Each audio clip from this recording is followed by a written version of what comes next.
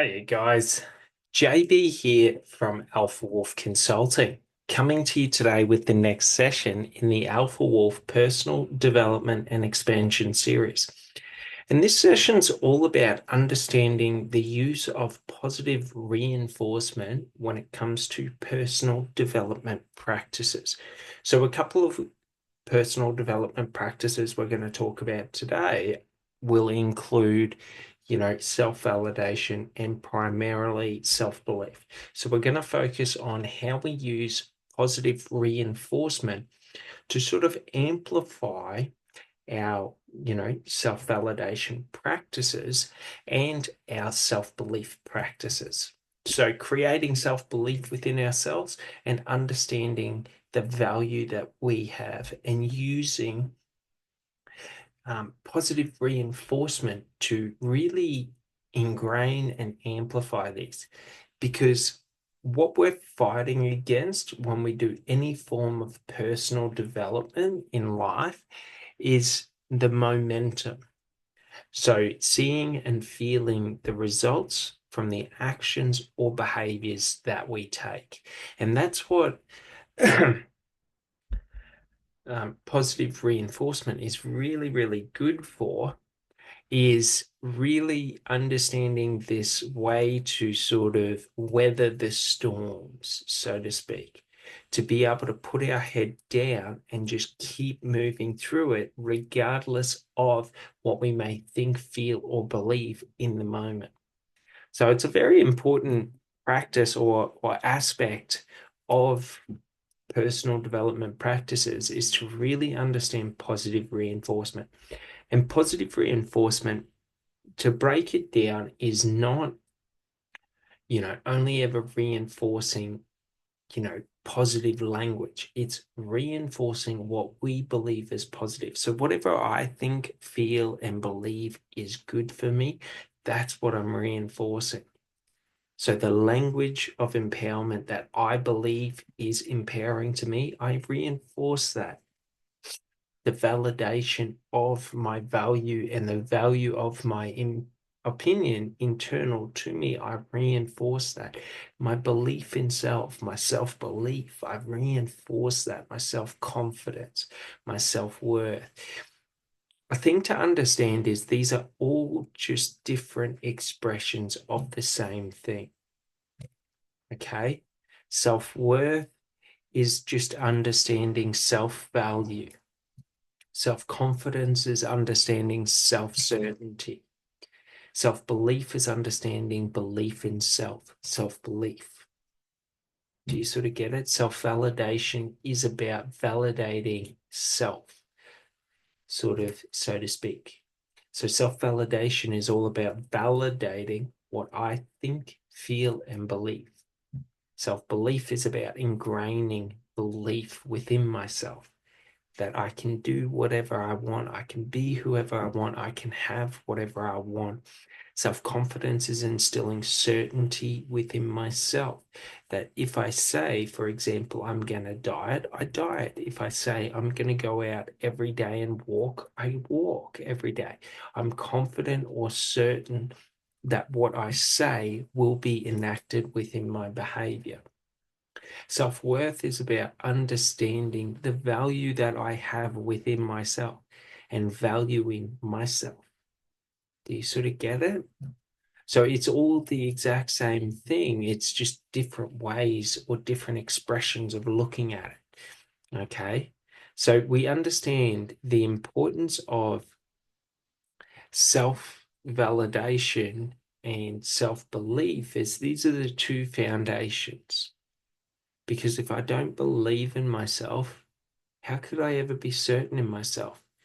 The self-belief is the motivation that moves us towards our goal, that fuels us.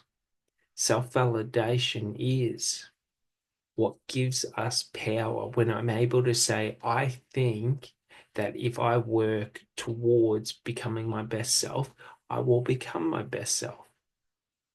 Self-confidence is the certainty of knowing if I say I'm going to move towards becoming my best self, then I'm going to move towards it, regardless of if it's hail, snow, sunshine, like rain, whatever. It doesn't matter. So, an easy way to understand self-confidence is, let's say we said we were going to go out every day and run 5 kilometers every day. Regardless of anything, I'm saying to myself, I'm going to run 7 days a week, 5 kilometers, regardless of the weather. So should I wake up and it's raining, I know I'm going to run. I have certainty that I've said every day I'm going to run. I'm going to run. Now, we understand that an important thing to realize with all these practices is it is not about setting in stone. Should I choose to take a day off, it doesn't alter the effectiveness of what I'm doing. Do you sort of get it? So, should I be dieting and exercising and I decide one day, you know what, I feel like having a day off from dieting and exercising? I'm completely free to do that. Do you know what I mean? Like this whole idea that, like, I have to be ironclad within my discipline in terms of, if I don't do it every day, all day, every day, I'm not disciplined in it.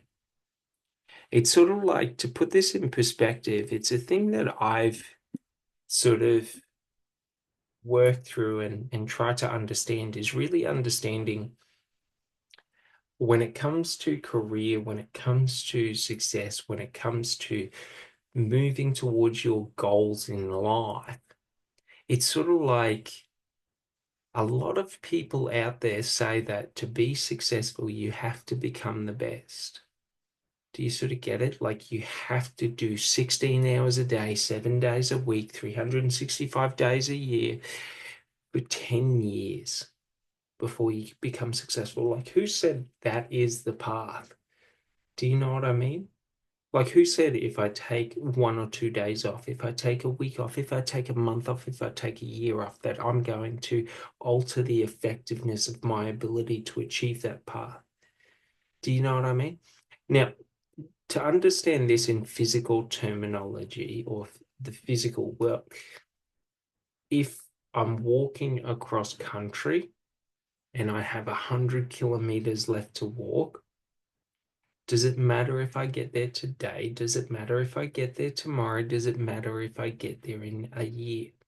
If I keep moving forward, at a certain point in time, I will get there. So that's what we understand about positive reinforcement. Is positive reinforcement is about building momentum. It doesn't matter about the structure. It doesn't matter about the discipline. It doesn't matter about the plans. All of that is just bullshit. If every day I move towards my goal, I am disciplined. That does not mean every day I must walk. Should I be walking across country? Resting. Do you know what I mean? Maybe I want to enjoy the scenery. So it's sort of like this idea that when I was walking across country that I had, is that at the start, my mindset was that every day I should walk 40 kilometers. I should walk 40 kilometers every day and push myself, push myself, push myself to sort of do it as quick as I can. And what I realized is, what is the point? Like, it's not about the destination, it's about the journey. So when it comes to life, like, and career and success, it's sort of like, the end goal of success isn't the destination, or the destination of the end goal of success, of people saying that I'm successful, of me having material success, isn't really the goal. The goal is to enjoy the process and the journey of becoming successful within myself. So it's this understanding that it doesn't really matter what you do. If you take actions that you deem to be positive towards your goals, or towards your life, or towards your personal development, or towards your health, like, it doesn't matter. Like, what is the point of becoming healthy if you're miserable? Do you know what I mean? It's why I don't personally believe in dieting. I believe in eating healthy, but I don't believe in dieting. I think it's stupid, because why do I want to look good but have a miserable, diet?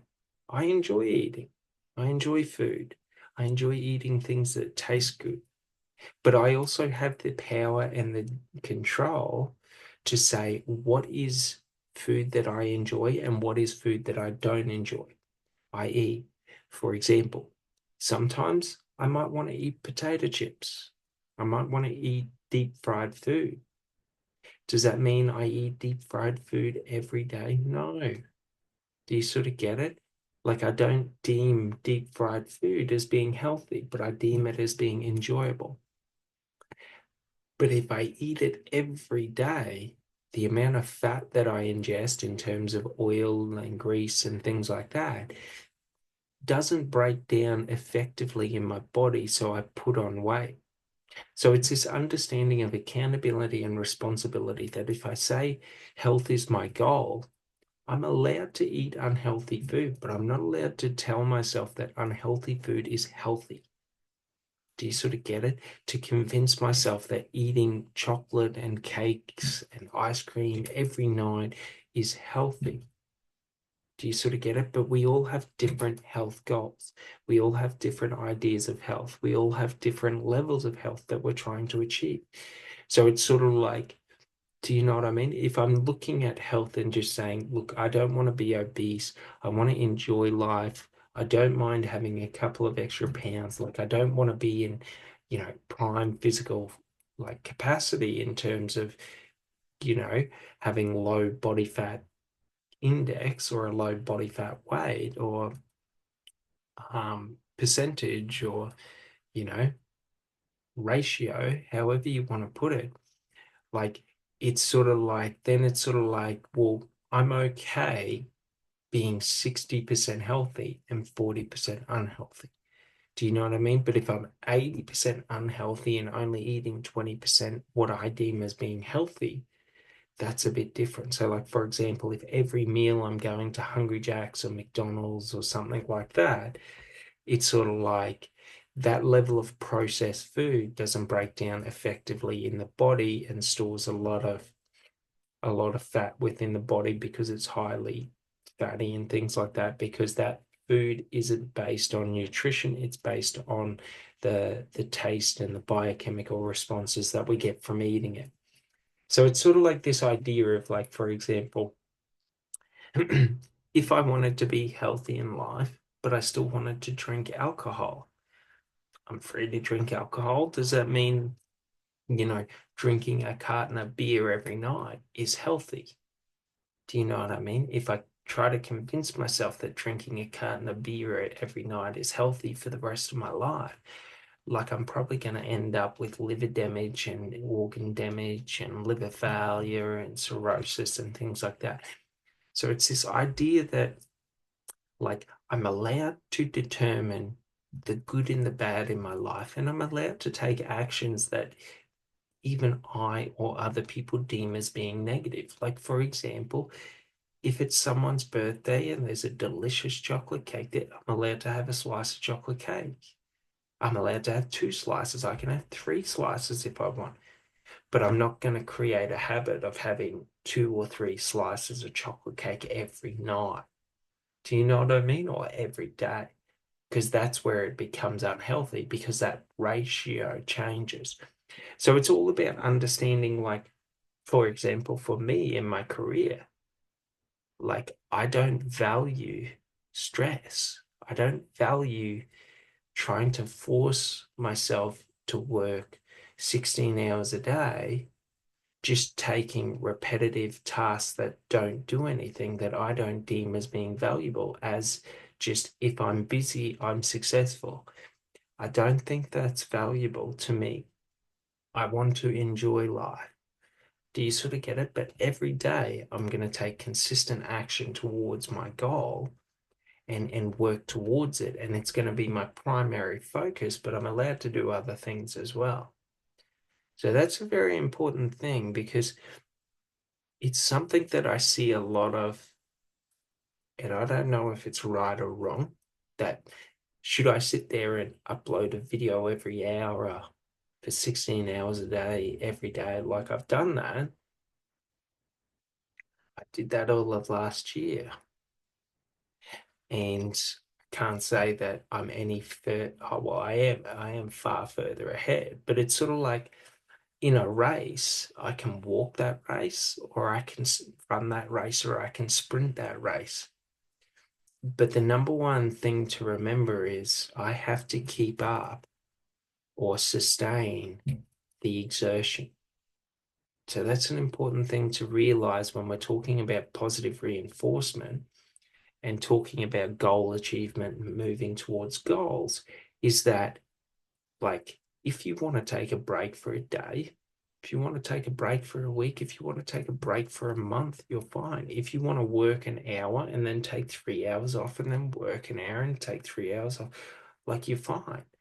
If you want to work an hour a day towards your goal, you're fine. Like, it doesn't really matter.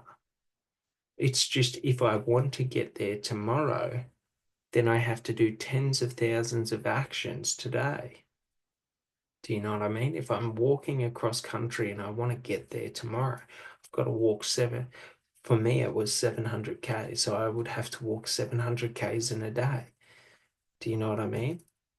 So it's sort of like that's what we got to realize is when we take the pressure off ourselves and we understand if I keep moving forward to it and create momentum of movement towards what I want in life or what I'm trying to achieve, either within myself or external to myself, it's about creating the momentum and just keeping moving forward and finding ways to keep yourself moving forward. For example, some days I might want to work 6 or 7 hours, 10 hours. Some days I might only want to work 2 or 3 hours. Do you know what I mean? It doesn't really matter. There's no right or wrong. If I don't work 16 hours a day, I'm a failure and all of this. Like, that sort of mentality leads to burnout because it's sort of like when we are pushing ourselves beyond the known. So, like, for example, when I started personal development and my personal development journey, like, I couldn't handle working on personal development 16 hours a day. If I tried to, I would do it and then I would crash out. And then I would be spending, you know, 3, 4, 5 days, 2 weeks, 3 weeks trying to recover from it because I would lose momentum. I would, create these spikes in movement and then there'd be a large drop. So we understand if we think about it like a graph, we can try and have it all going up. So a gradual climb where every day or every week or every month I increase the workload until I reach what I deem as being the plateau that I want to sit at, or I can go up, down, up, down, up, down, up, down. I can go up and then I can gradually, very slowly just do the same thing and then go up. Do you sort of get it? Like, there's many different ways we can go about it. It's about determining what you want. So, like, for example, if you want to work 16 hours a day, 7 days a week, and have every minute, every second of your day dedicated and focused with nothing else coming into your mind. You're free to do that. I've got friends that do that with very successful businesses. And I sometimes think to myself, is this the right approach? Do you know what I mean? Is this the right approach that the second I wake up in the morning to the second I go to sleep, every minute of my day is micromanaged and planned out for maximum productivity? And for me, it's sort of like, I can do that. I don't mind doing that. But it's sort of, it doesn't interest me because it sort of seems like a thing to remember in life is the end of life is death.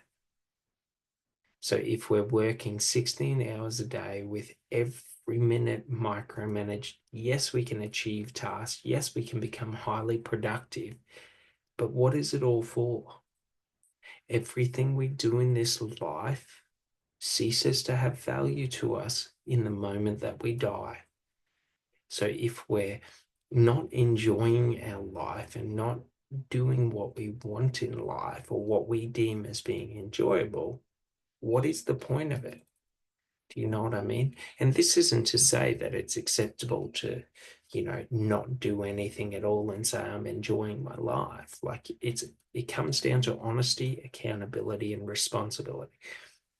I have to be honest with myself about what I truly want and enjoy in life. I have to be accountable to myself that I'm not going to lie to myself and try and convince myself that inaction is action, in the sense that I'm not going to not take movements towards my goal and act as if I'm moving towards my goal. Do you know what I mean? The downtime is the time when we're not walking, so to speak, if we take the walking across country. Like, I don't pretend like on my rest days I'm walking and I'm getting further ahead. Do you know what I mean? The rest days are the days where I can cease moving forward and I can sort of recalibrate, realign, assess, analyze. So we understand the value of the down days and how they do add to the progression we make in life, but they are not actions of progression. For example, when I'm sleeping, I'm not producing content. I can say I'm producing content, but I'm not producing content. I'm sleeping. I'm unconscious. Now, I might have thoughts and ideas and dreams about what I could do. Do you know what I mean? So for me, it's a very important sort of understanding, because the majority of my time in my career is spent thinking, is spent pondering, analyzing, understanding, figuring out, sort of understanding myself, understanding my past, understanding my actions, understanding my thoughts, my feelings, my beliefs, my behaviors, analyzing. So it's not to say that that isn't as valuable as taking the action like now, producing content or lecturing. So we got to understand that there are multi layers, or multiple variables that simultaneously move us towards the goal. And they can move us towards the goal faster or slower.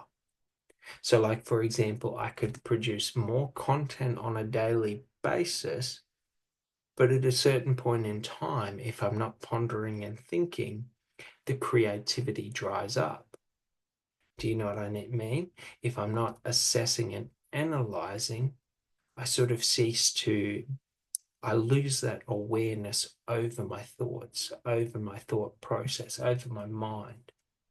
So it's this understanding that everything moves us towards our goal, but only actions of movement physically move us towards our goal.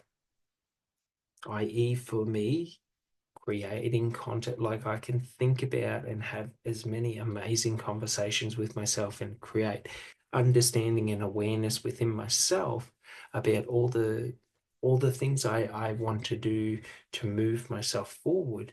But unless I take the action of creation, of creating them, then they're great, but no action's been taken. Do you sort of get it?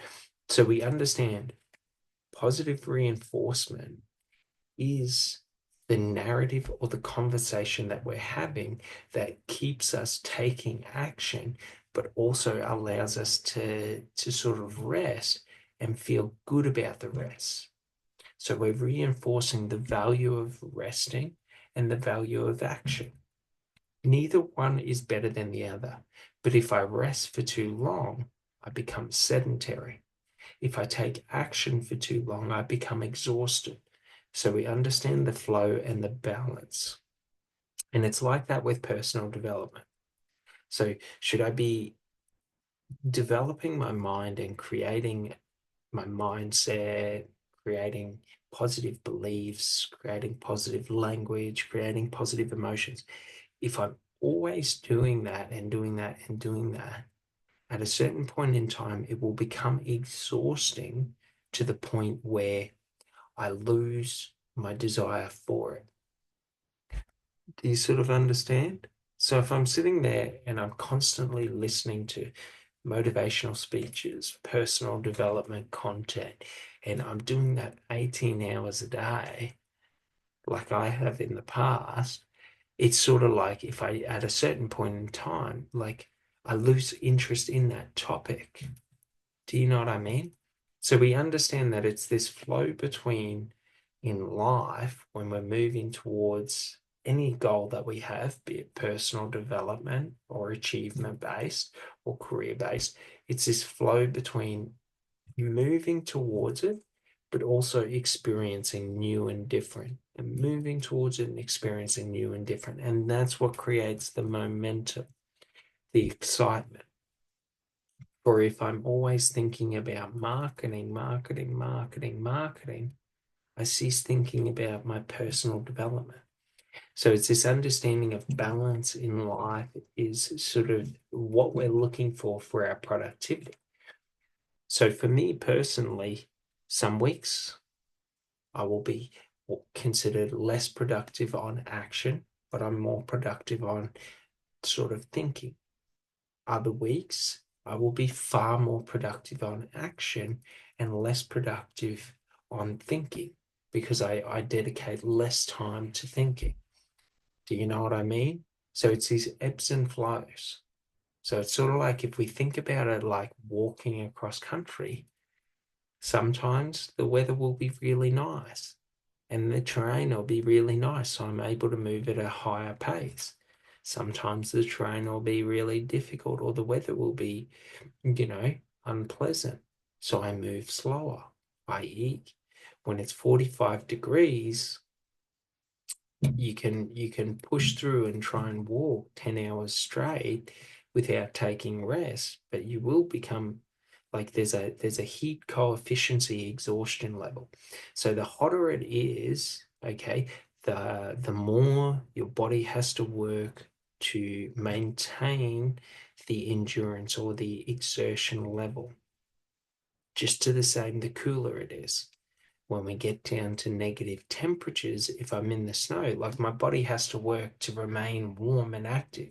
Like the cold saps my energy. Should I take a break and sit down and I let my body cool down? Like it's got to regenerate that heat to get that activity moving. Just to the same, like when it is extremely hot, my body has to sweat more. I'm burning calories because my body's doing the exertion, but it's also doing the secondary functions of keeping my body cool and things like that. So we understand that, like, when we feel that flow to move faster, when the terrain, when the weather is ideal, we move faster. When we feel ideal within ourselves, some days we'll wake up and we'll be tired. Some days we'll wake up and we won't be able to think. Some days we'll wake up and we won't be motivated. And that's what positive reinforcement is all about, is on those days, it's about reinforcing that it's not important for us to force ourselves to keep moving at the same pace, but to slow our pace down and enjoy it. And that's a really important thing because there is no purpose to what we do in life. For example, should you or I work on personal development and reach spiritual enlightenment and personal enlightenment and become our ideal self, like what's the purpose? The end of life is death. Do you know what I mean? So the purpose of it is so that we're able to enjoy and appreciate life and have more positive, so to speak, days or days we deem as being positive throughout our experience of life. It's not that we get a gold medal and our life is grand. Like it's so that we can stop and enjoy life. Do you know what I mean? If we're walking across country and we come by a really nice creek or a river and it's a beautiful day and we want to stop and have a nice meal or a picnic or whatever, Like we're free to do that and enjoy that. Do you know what I mean? It doesn't mean that gets us closer to the goal, but taking that enjoyment builds fulfillment within us. And that's one of the things that leads me to not believe what other people believe about you have to be moving at full speed towards your goal every day because it's not fulfilling. Once you reach the goal, what's the point? Do you sort of get it? Like it's the journey of reaching the goal that builds the fulfillment and creates fulfillment within us. So we understand it's very important to create this positive reinforcement of like, I want to move towards my goals, feeling positive about myself, about my life, about who I am, about me reaching the goals so that I'm able to just enjoy. Because essentially that's what we're looking for. In life, we feel motivated, like a higher level of motivation to move towards what we enjoy in life, opposed to moving towards what we don't enjoy. So like if for example, if you find moving towards your goals to be really difficult and hard work, evidently you don't enjoy it. Do you know what I mean? Like for example, think about your favorite book or movie. How difficult is it to consume that? Now think about the most complex literature, or subject. Like if we think about like, for example, let's take advanced calculus. Like if you don't find enjoyment in advanced calculus, like how difficult is it to sit there and learn it? Do you know what I mean? Like how difficult is it? It's very difficult. So it's this understanding of what I enjoy, I find easier to move towards. And that's one of the things about positive reinforcement is we understand that principle that naturally I'm going to move towards what I enjoy. So either I realize that I enjoy my pursuits in life and what I'm pursuing in life is what gives me enjoyment, or I create that enjoyment within what I'm pursuing in life. For example, if I'm working in sales and selling products, I don't try and sell products. I enjoy talking to people. Do you know what I mean? It's easier for me to sell if I focus on my enjoyment of talking to people because it helps me talk to more people. Because it's easy for me to talk to people. Is it easy for me to sell people and try and convince people of why they need the product or service? Do you sort of get it? Like that's what creates a resistance. So we understand there's always going to be resistance whenever we don't enjoy something. So it's about finding enjoyment in everything that we do and creating and reinforcing our focus to that enjoyment to create motivation and momentum towards achieving that goal. Do you know what I mean? So, like, for example, in the same sales situation, if I focus on trying to be good at sales and get as many sales as I can, it's a very difficult feat. But if I talk to more people, the more people I talk to, the higher the likelihood that people are going to buy from me, or the higher the likelihood that I find buyers or sort of clients or customers for the business that I work for.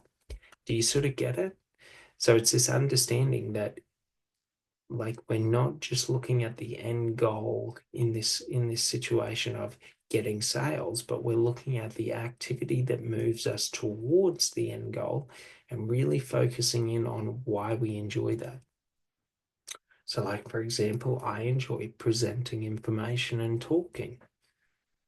So if I'm presenting information and talking, it's far easier for me to just do. Do you know what I mean? I don't have to sit there and plan and focus on doing it for 16 hours a day. Like I can just do it for 16 hours a day. I can just sit and talk because I enjoy it. Do you know what I mean? So like we understand psychologically when we enjoy something, our brain sort of deems it as being, well, two things happen. Things that we enjoy in life, typically we enjoy them and find them effortless because our synaptic pathways are the strongest for those things. And what that means is it requires less energy to take that action.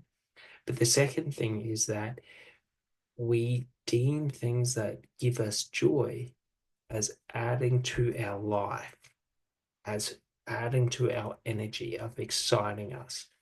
Whereas we deem things as we don't enjoy as taking from our life, as taking from our energy of draining us. So when we understand this, we're able to change and alter it at any point in time through, mostly positive reinforcement. So if I tell myself I enjoy talking to people, I enjoy talking, I enjoy talking to people, I enjoy talking, and every time I do it, I tell myself how much I enjoy it, I move towards it a lot easier, or I build those synaptic pathways a lot easier. I create that association between the language of I enjoy this and the sensation of enjoying it or the effortlessness of it. So it's sort of like, think about it like this. Look back into your own life, okay, to anything that you've ever done. And an easy way to do this is through sports. There are some sports that are really enjoyable to you and some that aren't. Okay. Now think back to the first time you did that sport. Rarely do people enjoy it the first time. Do you know what I mean? For example, I really enjoy tennis. I think it's a fun sport. But my mother used to have to drag me to tennis when I was 5 because I didn't think it was fun. I enjoyed it, but I didn't think it was fun. But the more I did it, the more enjoyable it became. The better I got at it, the more enjoyable it became. Until to a point, it became a really enjoyable sport to me. Now, that's not to say that I play tennis every day or every week or even every year, but it's to say that when I play tennis, I get a lot of enjoyment from it. Do you sort of get it? So, like, work through past experiences. Just start with the easiest way to do it is to start with sports. And the reason for this is because sports are usually highly exerting or exhausting. So they require a high level of energy for us to do it. Do you know what I mean? Like, for example, I'll give you a couple of sports like basketball. I enjoy shooting hoops, but I don't really enjoy basketball. Do you know what I mean? Like football and soccer, I enjoy them a far lot more. Do you know what I mean? So it's far easier for me to run around a field playing rugby than it is for me to run around a basketball court playing basketball. Like, don't get me wrong, I enjoy them both. But the reason the rugby is more enjoyable for me is because it's far more exerting. Not to say that it's more exerting, but it's more contact. It requires more aggression than basketball. I'm not a big fan of non-contact sports. Do you know what I mean? So it's sort of like we understand this, that whatever we have a predisposition or basically a personal bias towards enjoying, it becomes easier to do it. So, like, for example, if you told me, like, hey, let's go down to the park and play a game of rugby, I'd be like, sure, sounds like fun. If you said, let's go play basketball, I'd be like, I don't know, I'm not really that interested. Like, what do we get? Like, I just find it boring. Same with cricket. Not saying they're boring sports, but I just find them boring because there's not enough contact. Do you know what I mean? I like getting hurt and I like hurting people. Not in a negative way, but do you know what I mean? When you're running in rugby and you're charging the line and then you get eviscerated by someone who's either bigger than you or better than you in their understanding of body movement and things like that. Like it's a fun time. Do you know what I mean? It's enjoying. But to most people, well, not most people, but to a lot of people, they would see rugby and they would see the aspect of pain or the, getting hit by someone else. And like, you know, it's not that you get hit knowing you're going to get hit. Sometimes you get blindsided from the side. Do you know what I mean? Where someone just comes out of nowhere that you're not paying attention or looking to and just eviscerates you. Most people would see that and be like, why do I want to be in pain? Do you know what I mean? Like, for example, I look at cricket and it's like, why do I want to stand around in the sun and try and catch a ball that's freaking rock hard? Do you know what I mean?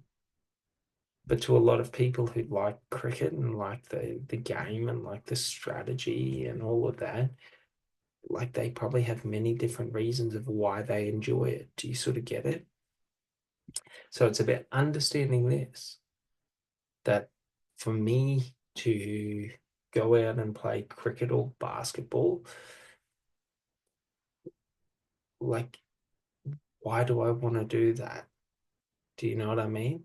It makes it far more difficult for me to move towards that. Just like, for example, if we move over to the sales, for me to go out there and try and convince people to buy a product, like, why? Do you know what I mean? Like most people use money as their motivator, or if I want money and if I get people to buy this, I'll get money, but money doesn't motivate me.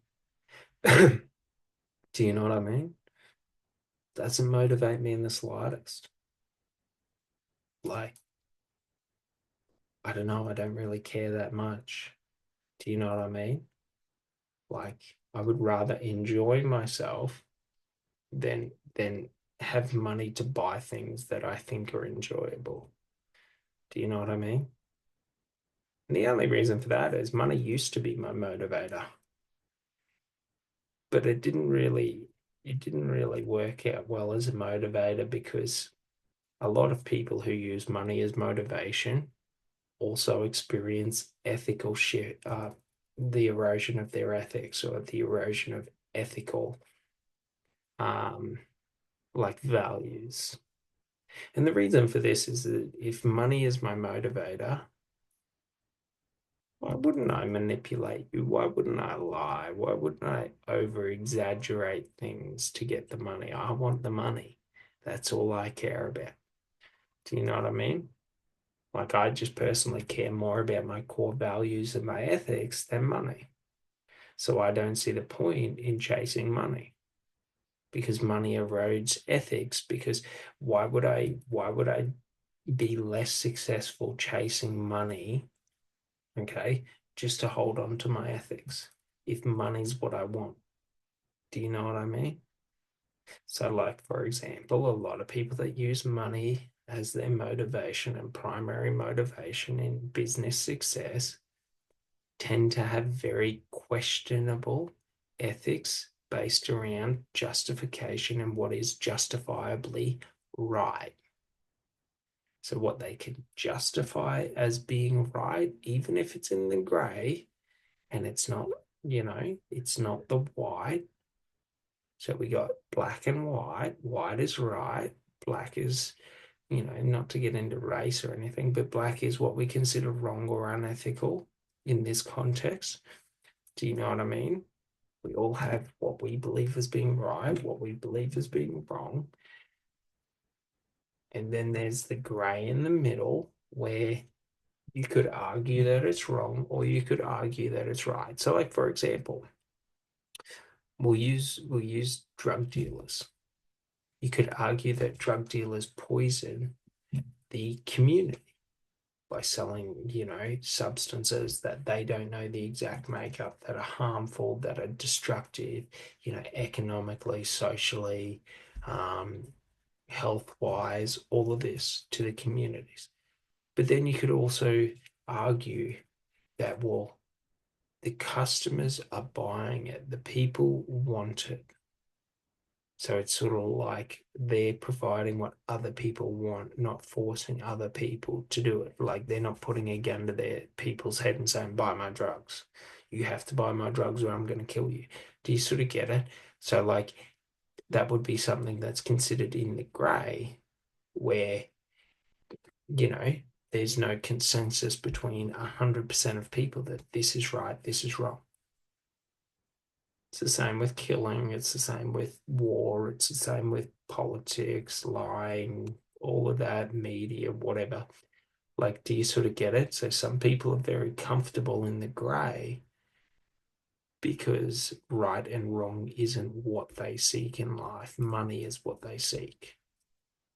So that's an important thing, is that money is not a good motivator towards success in life or business because we tend to do things that go against what we personally value to get the money, i.e., if I'm creating content to try and generate money, I'm not going to create content I want to create. I'm going to try and create content that I think other people want so that more people see it, so that I make more money. You sort of get it? But like for me personally, it doesn't make me happy. Like, why the fuck do I care? Do you know what I mean? Like, I'm going to be then having to take actions that I don't like, speak on topics and create content on topics that I don't really care about, just so that I can make money. Like, it doesn't really make sense. Do you know what I mean? And it's a funny thing. So it's not to say that there's anything wrong with money or using money as your motivator, but when it comes to organically creating motivation and momentum, if I'm telling myself I enjoy money, I enjoy money, I enjoy money, money's all I enjoy, that's what I want. All I want to do is be successful, have money, be rich and famous. Like when the opportunity comes for me to take shortcuts, like why wouldn't I take shortcuts?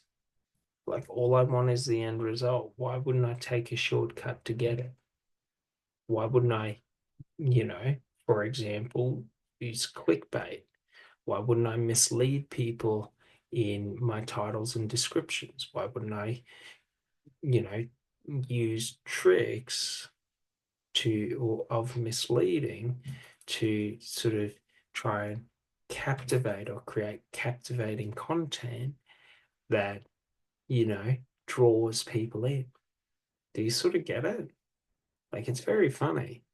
So like I could be more animated. Have you ever noticed that? Like assess content and you'll hear it in people's voice where they're trying to be more energized than they are. Me personally, I like to be relaxed. I'm a relaxed person. Do you know what I mean? I'm a high energy person, but I don't really see the point in always having to be high energy. Do you know what I mean? But the other thing is that like I don't want my energy to be the reason of why people watch my content. I would rather it be the information provided. Do you sort of get it? So while I can be high energy and animated, it's not the point. Do you sort of get it?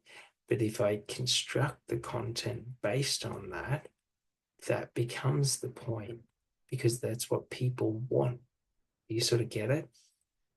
So, like, you see it with people who create personas and they talk in certain ways and they try and use very manipulative language. And the reason I say it's manipulative because anything that isn't authentically, honestly you is in essence manipulation, pretending to be someone you're not to get something you want. Do you know what I mean? Like, I just see everything as manipulation that isn't authentic or honest. Do you know what I mean? There's many people out there who are authentically and honestly high energy people. But should you have to shout because you think shouting on a video makes that video more engaging? Like I just see it as you're using, you know, your vocal cords to try and artificially influence a personal bias towards you. Do you know what I mean? So, like many people construct their language where they don't swear. I think it's the stupidest thing. Do you know what I mean? Why say the F word? And if you want to say fuck, just say fuck. Don't be a fucking pussy. Do you know what I mean? But they do it so that the algorithms promote their content at a higher rate because they're successful. Like, if you don't want to swear, just don't swear. You don't have to swear. For thousands of years, oh, well, not thousands, but from the 1800s to like the freaking early 1900s, people didn't swear. Do you know what I mean? Not to say that everyone didn't swear, but a large portion of the population got by without swearing. Look back to the 50s and 60s news broadcasters. You know, they weren't sitting there spouting profanities. Do you know what I mean? Like, so it's sort of like, why say or bleep it out to try and, you know, be edgy? Do you know what I mean? Like, if you don't want content to contain swearing, don't swear. It's pretty fucking simple. Do you know what I mean? I enjoy swearing. Like, in my culture, it's a part of my culture. Being Australian, every second word is a swear word, especially coming up from central Queensland. Like, compared to where I come from, I talk very prim and proper. Do you fucking get it? Do you know what I mean? Like, so it's an important thing that, like, we want to be authentic. We don't want to do clickbaity things. We don't want to be inauthentic where we fucking bleep out a swear word just so that we can fucking be PC with the algorithms and all this bullshit. Like, it just makes you look pathetic. Do you know what I mean? Either swear or don't swear. Like, if you want to swear, swear. If you don't want to swear, don't fucking swear. It's not edgy to say the F word and think that that's not swearing. Like, you're swearing, you're just being afraid to do it. But regardless, that's off topic. But do you sort of get it? Like, if you're authentic to yourself and you do what feels authentic to you in your life, regardless of what it is, you create positive momentum towards it. Positive momentum is I naturally move towards what I deem as being enjoyable. So by understanding what authentically makes me feel enjoyable, do you know what I mean? It makes it easier for me to move towards it. Do you sort of get it? It's very important to get because we can try and create artificial momentum and motivation. And what that's called is hype. Do you know what I mean? You know how, like, in a Tony, like when we talk about personal development, so we talk about the difference between a motivational speaker and a personal development coach. Like, Tony Robbins isn't a motivational speaker. Like, sometimes he is, but not all the time. Do you know what I mean? Like, he jumps on a trampoline for like 5 or 10 minutes before getting on stage to raise his energy levels up. Do you know what I mean? Then you go and you listen to someone like Eric Thompson, who by far is the number one or one of the number one motivational speakers in the world. His motivation comes from everything he's endured and overcome within his own life through moving relentlessly towards his goals, no matter the environment or situation he was in. And this creates a fire within him that he doesn't need to jump on a trampoline to get himself excited.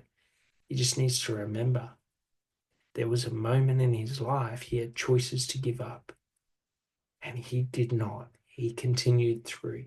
He pushed through regardless of the events and circumstances, of him being homeless, of him being uneducated, and he pushed through and educated himself and became educated. And I don't know if he got a degree or a PhD or whatever. Do you know what I mean? So, like in the Tony Robbins conference seminar, I've never been to one. I don't see the point in it. But he gets people to squeeze their hand and say, yes, yes, yes, yes. This is fucking hype. It's not motivation. We're artificially creating like energetic responses within our body, but they're not real. Do you sort of get it? Like when we create meaning within us of why something means something to us, it creates a fire where we can walk through the gates of hell feeling ecstatic. Do you sort of get it? I don't need to sit there and say, yes, yes, yes, while jumping on a fucking trampoline to be able to walk through the gates of hell. Do you know what I mean? So it's the difference between real and illusion. Do you know what I mean? If I'm sitting there trying to hype myself up before I create content so that I can be more engaging, evidently I'm not fucking engaging. Do you know what I mean? It's a very funny thing, but it's an important thing to understand. Motivation and momentum are not hype. They do not require artificial, okay? Like they don't require artificial sort of promotion of it. We don't need to create the energy of motivation. We are either motivated or we are not. And it comes down to meaning. If we're not motivated to go after or live the life that we are living, evidently that life doesn't mean anything to us.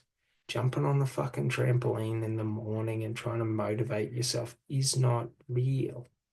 It's artificial. Do you sort of get it? If you address the elephant in the room of why does this life I've created not create, not have the meaning that creates the motivation for me, evidently jumping on a fucking trampoline or going out for a run every morning or creating structure or trying to prioritize and organize yourself to be a hyper productive person isn't the answer. It's going to lead you to ending up living a life that you never wanted to live. And then either in the middle of your life or at the end of your life, you'll realize death is the end of life. If I authentically don't find meaning in the life I live, my life is meaningless, no matter how many achievements I get. You sort of get it? That's why while I have friends that work 16, 18 hours a day, 7 days a week, do you know what I mean? With every hour booked out. What's the fucking point? Don't get me wrong. Compared to them, I have not achieved. Do you know what I mean? So it's not to say that it's non-productive, but what is the purpose behind it? Do you know what I mean? If you're trying to force yourself to do that, like evidently the meaning isn't there. So it's not to say that, like, for example, I don't work 18 hours a day. Every moment I'm up, my mind is only focused on these topics. Do you sort of get it? Like everything I do is about understanding YouTube, understanding algorithms, understanding different content producers and creators, assessing, analyzing, reviewing. Like everything I do moves towards this. But I don't think taking action 18 hours a day is effective. Do you know what I mean? There's the moments we push and the moments we hold or we pull. And they both hold value. Do you know what I mean? But me sitting there analyzing 50, 60, 100 different YouTube content creators every day doesn't get me any closer to creating content. Only creating content gets me closer to creating content. Do you sort of get it? But it's about expanding and building the understanding and the majority of it is to measure momentum. That's why I assess other people. Do you know what I mean? To measure momentum. The majority of YouTube creators or content creators on YouTube just repurpose other people's content, be it TV series, be it music, be it fucking like this isn't to have a dig at anyone, but it's to raise some awareness. There is a whole fucking subsection of genre of content creators that just do fucking reaction videos. Like, why the fuck do I want to watch you reacting to content? Like, why? Do you sort of get it? Like, don't get me wrong.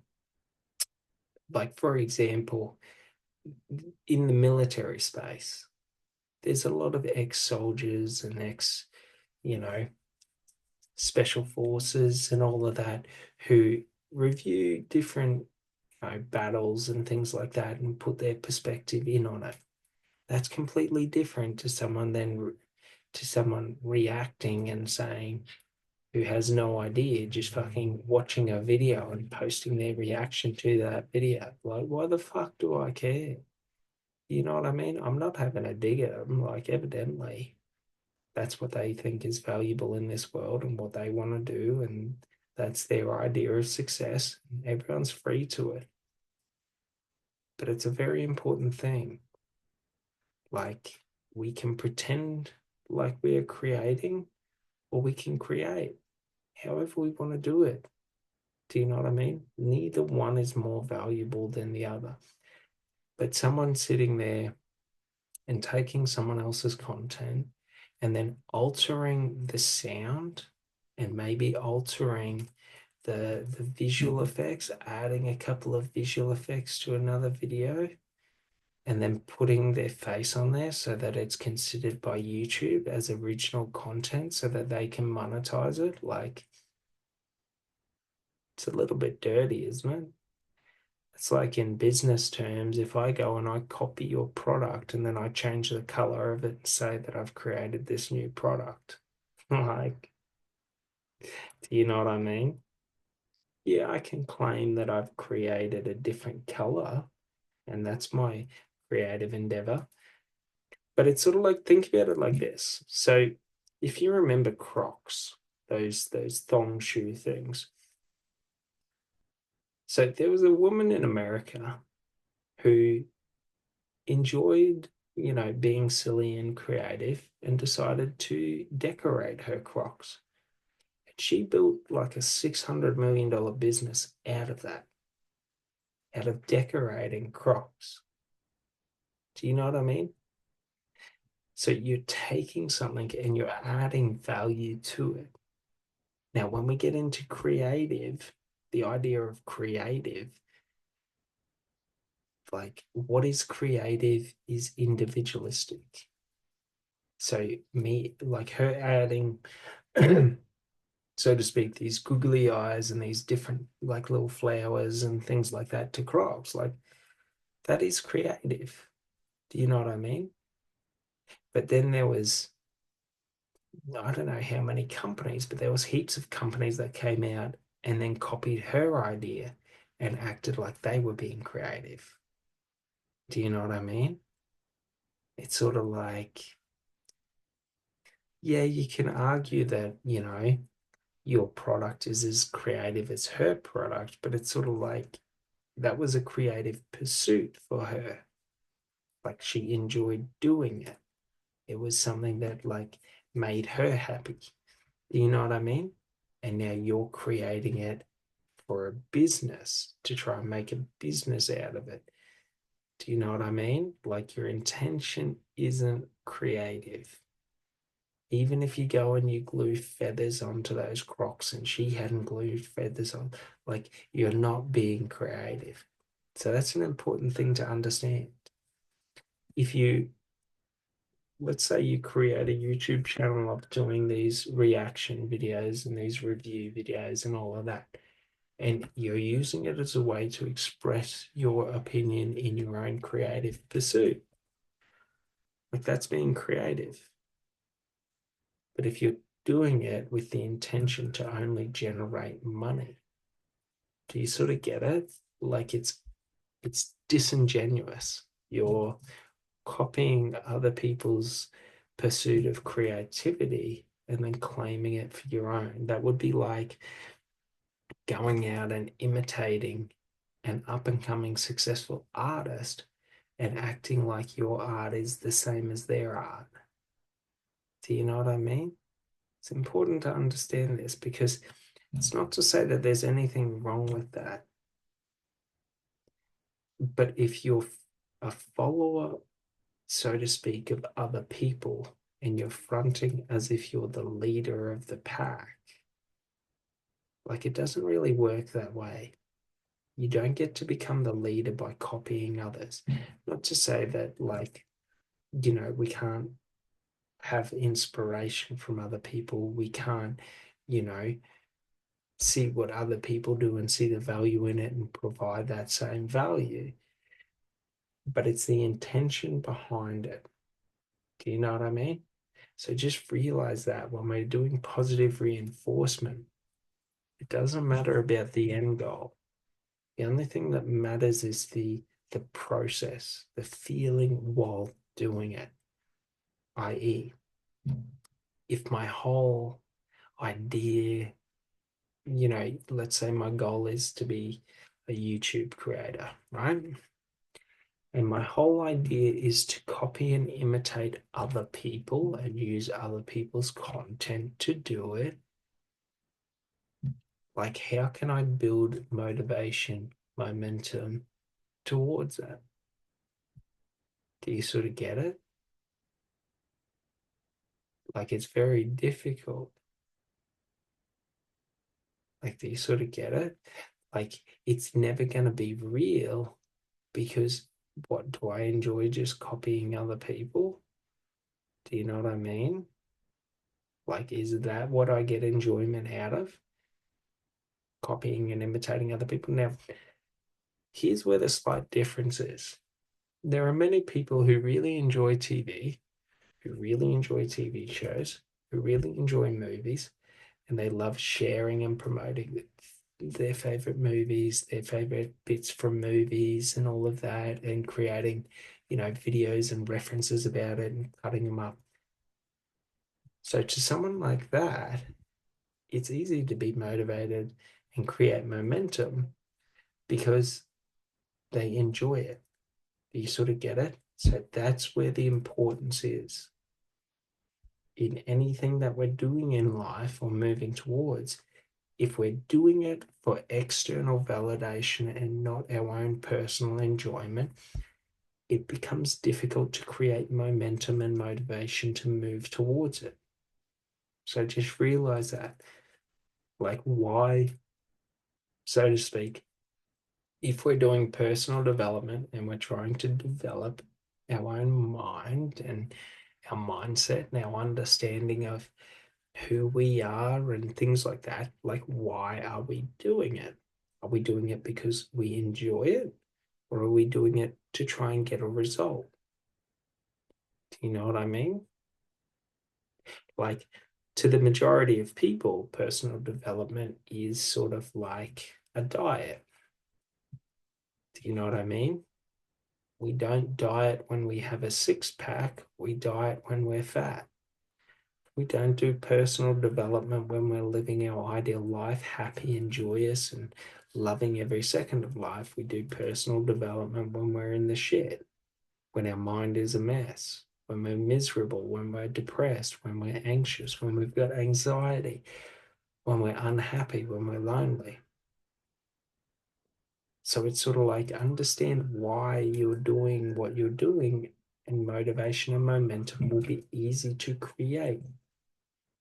Because, for example, if I'm studying personal development and learning personal development because I'm severely lonely in life and I want to create more personal connections with my life and have better connections with other people, like, it's quite easy for me to be motivated and create momentum towards that because, like, how much more enjoyable is my life going to be when I have better personal connections and relationships around me if I'm desperately lonely? Do you know what I mean? It's easy for me to have motivation and momentum to stick to a diet when I'm overweight and my health is bad and I desperately want to look and feel good and be healthy. Do you know what I mean? It's not difficult. But if I'm trying to diet to get a six pack, just so that I can have a six pack and be King Dick on the shed, becomes difficult to diet because I don't really want to diet. I don't enjoy dieting. Do you sort of get it? So, like, realize that personal development is the tool for you to heal or build those aspects of you that you want. If you are desperately unconscious, and when I say desperately, that's the point you got to fucking get to before you realize what I'm saying. Do you sort of get it? Like, if I have zero confidence in this world and I feel miserable and I feel pathetic and I feel weak within myself, and I just feel like I am so low in comparison to the potential within me. Like, once I reach that point and I realize I want to build self-confidence within myself, like, it becomes fucking easy to move towards that because I don't want to live there anymore. I don't want to be that person anymore. Do you sort of get it? Personal development for me became fucking easy because I got sick of having no self-worth. I got sick of being insecure. I got sick of having a lack of confidence. It became easy to move towards because I didn't want to fucking be that way anymore. I did not want to fucking spend another day being that way. It's not to say there was anything wrong with me for being that way. I just didn't want to be that way anymore. Do you sort of get it? I didn't want to walk around life scared, insecure, thinking everyone else was better than me. And why would anyone want to be around me? Do you sort of get it? I just got sick of that. I lived too long that way. Do you know what I mean? So we just realize, do you know what the difference between self-confidence and arrogance is? Self-confidence is confidence within yourself about who you are and the value you hold. Arrogance is boosting up your ego to think you are better than other people. You sort of get it? Arrogance is hyping yourself up to pretending you are better than other people so that you can feel confident. Self-confidence is realizing your own value and worth in this life and becoming certain that you are someone who is valuable and confident. Do you sort of get it? There's a difference between motivation and hype. Motivation is when we've been in the depths of hell and we've realized, I don't want to live here anymore. So we make actions and we move out of it. Hype is when we are trying to pretend like I am not in hell because I'm better than that. Do you sort of get it? It's pretty important to get because once you get it, you realize. So, like, for example, when I was 18, I was a very insecure person. So, everyone around me that I thought was confident was highly egotistical. So, I thought that's how you became confident, by becoming a highly egotistical, arrogant person. Do you sort of get it? That's why I know the difference. That while I promoted that I was a confident person on the inside, there was no confidence there. It was all just a facade, an illusion. All it would have taken was a strong breeze to blow away that confidence. Do you know what I mean? It's sort of like this. If we think about it in terms of fighting, it's why most people are all mouth. And then the second they get punched in the face, they, and scurry away because it's an illusion. It's all hype. Why do you think guys have to hype themselves up for a fight? Evidently, you don't like combat if you have to hype yourself up to get into a fight. When someone wants to fight me, it just naturally happens that I become exhilaratingly excited to do combat. Do you know what I mean? I get excited to be punched in the face because every time I get punched in the face, I become angrier and angrier and I feel less and less pain and I become more and more psychotic. Do you sort of get it? It's not an act. Do you know what I mean? But if I'm sitting there pumping myself up like, oh, I'm going to fuck you up, I'm going to do this, I'm going to do that. Do you know what I mean? For me, my mind just goes, I'm going to eat your face. I'm going to start to eat you. Do you know what I mean? I become crazy. I lose my mind. My rationale goes away. Do you know what I mean? That's why I don't fight. Because the majority of people out there promoting that they want to fight are just posturing for a facade. Do you know what I mean? Or they're a fucking psychopath. Do you know what I mean?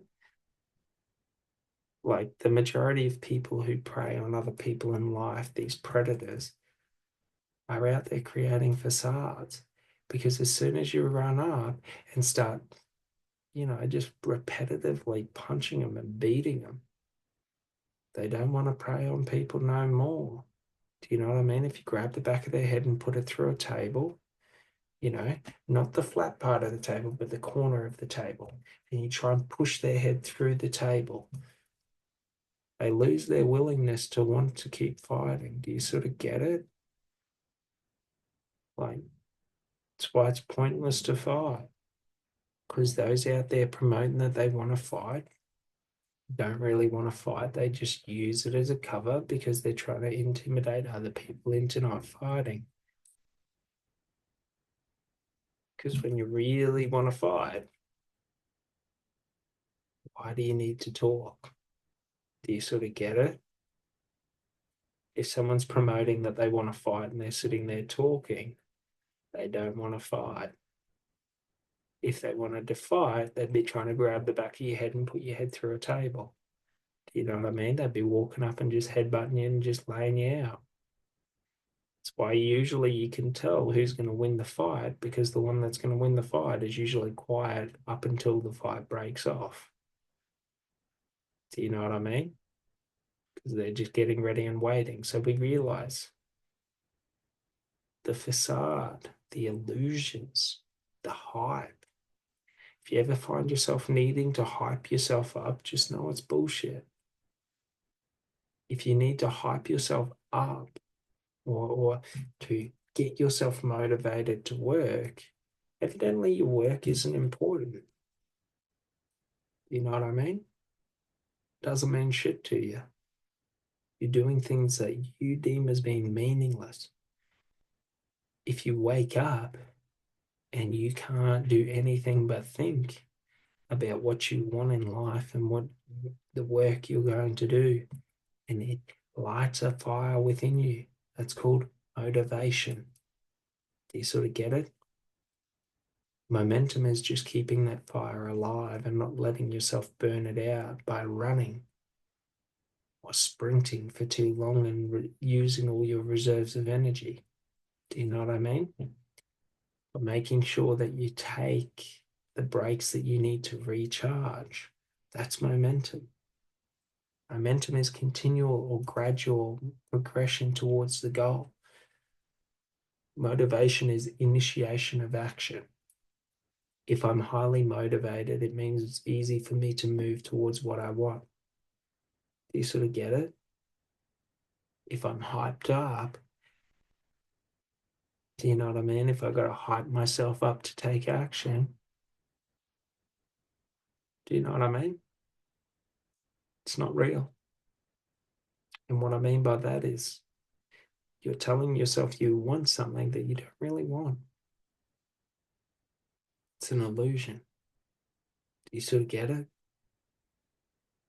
I always had to hype myself up to make sales, but I could talk to anyone effortlessly. Do you sort of get it? So what I realized personally in sales is I don't try and sell products or services. I find customers. I acquire business for the business I work for because it's effortless for me to find customers. It's difficult for me to sell because I've got to hype myself up to convince people. I've got to get my energy high. I've got to Tony Robbins it and squeeze my fist and go, fucking yes, fucking yes. Like, how fucking stupid is that? And here's the number one motivational speaker in the fucking world. Do you sort of get it? Like, don't get me wrong. I think he is very, very good at what he does. But I'm just saying, if that's the belief of motivation, these people and him is a fucking idiot. If you are not exhilarated from the inside fucking out about your story, about what you've been through in life, about what you are trying to achieve in life, you are full of fucking shit. You sort of get it? Go listen to Tony Robbins, then listen to Eric Thompson. You'll see the fucking difference. You'll hear it.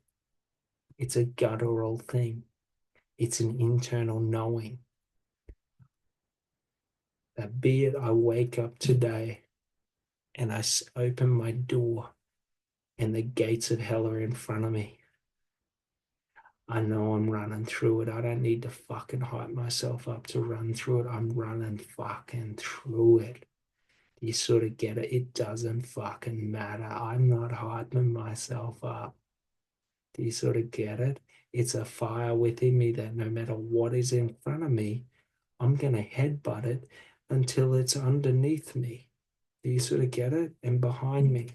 I don't care if it's a brick wall. I don't care if it's a fucking steel gate. I'm coming through, and that's that. Do you sort of get it? If I'm walking, if I'm having to go through hell, if the devil comes in front of me, he's going to fucking find out real quick that it ain't hype. So he better have some conviction behind him. You know what I mean? He says he likes pain. He says he likes torment. He says he likes torture. It's a good time to die. Do you know what I mean? That's what I would say to him. And I would say, I hope you believe the same. Do you know what I mean? The devil only has power over you if you give the devil power. We are all God reincarnated. Do you think God is weaker than the devil? If I wake up in hell, nothing about me has ever changed. I am not somewhere where I hold fear. Do you sort of get it? The devil will see the devil looking back at him should he look into my eyes. Do you sort of get it? Like, it's not pretty words, it's not hype. It's a knowing within myself that, do you know what I mean? I'm just going to say to the devil, I'm going to fucking eat your face, cunt. Do you sort of get it? Like, it's not pretend. It's an important thing to understand. Do you know what I mean? Who knows? Maybe the devil caves my head in the first 3 seconds. Whatever. I'm just going to wake up back in hell. What's he going to do? You know what I mean? I'm just going to keep coming at him. I don't care how many times I lose. Do you sort of get it? Like, it doesn't really matter. Win or lose, I don't care. If I wake up and the devil's confronting me, I'm not running from him. I don't give a fuck if I live or die. Do you sort of get it? So I hope he feels the same. And I hope he's ready for the fight of his life. Because I know a few things. Do you know what I mean? Not to say I'm a good fighter, just means I can be very vicious and violent. That's it. Do you know what I mean? Like, that's called motivation. That's called mindset. That's self-confidence. Doesn't matter if I win or lose. Doesn't matter if I'm good or shit. I'm just going to keep coming relentlessly. That's it. It's a knowing within myself. that I've come to within myself, that no matter what faces me and is in front of me, be it a brick wall, I'm gonna fucking headbutt it until either I'm dead or the brick wall's broken down. Like, that's it. Who cares which outcome happens? As soon as I die, the brick wall ain't in front of me anymore because I'm in an energetic state. Do you sort of get it? Like, it's not hard, but you have to walk through hell to find this. Do you sort of get it? And we've all walked through hell. Just some of us pretend that we're better than hell, that hell doesn't live within us, it lives within all of us. Look at every evil person in this world and ask yourself, do you think they're any different than I? Do you know what I mean? Not to say that it's acceptable to be evil in this life, or it's acceptable to take actions against other people and all of this. Do you know what I mean? But we all have the capacity for evil. It's just some of us pretend that we don't. And an important thing to realize is that's where weakness comes from. And weakness leads to corruption. When I don't look at the darkness within me, the darkness can grow. When I shine light on the darkness, nothing is hidden from me. So should the devil come within me, there's nowhere for him to hide. Should he try to enter my mind, he's got to realize I own this mind. I create the rules in this mind, and he ain't got shit on me. He may have a chance in hell, but if I'm in hell, no matter what happens, that's where I'm ending up. Do you sort of get it? He can kill me as many times as he wants, but I'm going to keep ending up back in fucking hell. Ready for round 2, ready for round 3, ready for round 1,000. You sort of get it? Like, it's a no-lose situation. Do you know what I mean? Heaven and hell are real, like religion believes. Life's eternal. If you understand consciousness and how energy is formed within our mind and how consciousness works, energy cannot die, it only dissipates and reconstitutes. Meaning, this consciousness does not die. This identity, this body, this collection of memory dies. But this consciousness does not die. Do you sort of get it? So no matter what happens, I live on. Not me, this self-identity, but me, this conscious being, this conscious awareness. So don't stress, don't fear. Nothing can go bad in life unless you choose to let it. You sort of get it? That's it. And if you wake up in hell, prepared to fight. Do you know what I mean? Fuck the devil. He can't do shit. He ain't got shit on me. You know what I mean? He can have every weapon that he wants. And I'm just going to become the most ecstatically joyous about dying. Do you know what I mean? You can't torture me because there is no such thing as a lose-lose situation for me. There's no win scenario. You sort of get it. I don't believe in them. Because in a no-win scenario, I choose to just say fuck it and fight. That's it. If I die, I die. If I survive, I survive. Do you know what I mean? But while I'm alive in a no-win scenario, my one primary response or thought will just be to put out as much hatred as I can. You know what I mean? And I'll show the devil hate. You sort of get it? The devil doesn't understand the level of hate that can be consumed by me and created from me. So that's an important thing to understand. It's not to say that we're better than people and all of this, and no matter who I went up against, I'd win. Fuck it.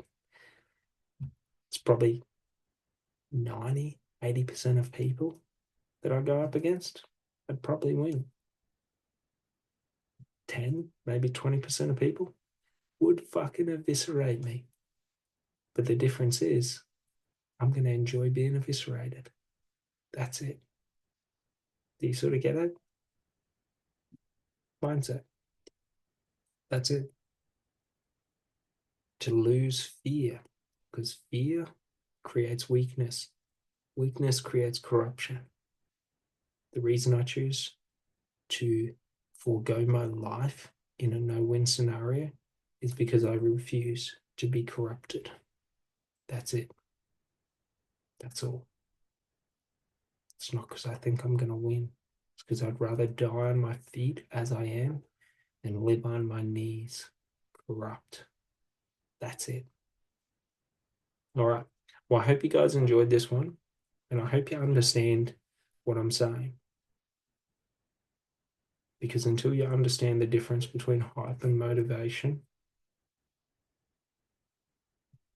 like it'll only ever be hollow words. Hype is hollow words. Motivation is born from knowing. That's it. All right. You guys have a great day. Thanks so much. Bye.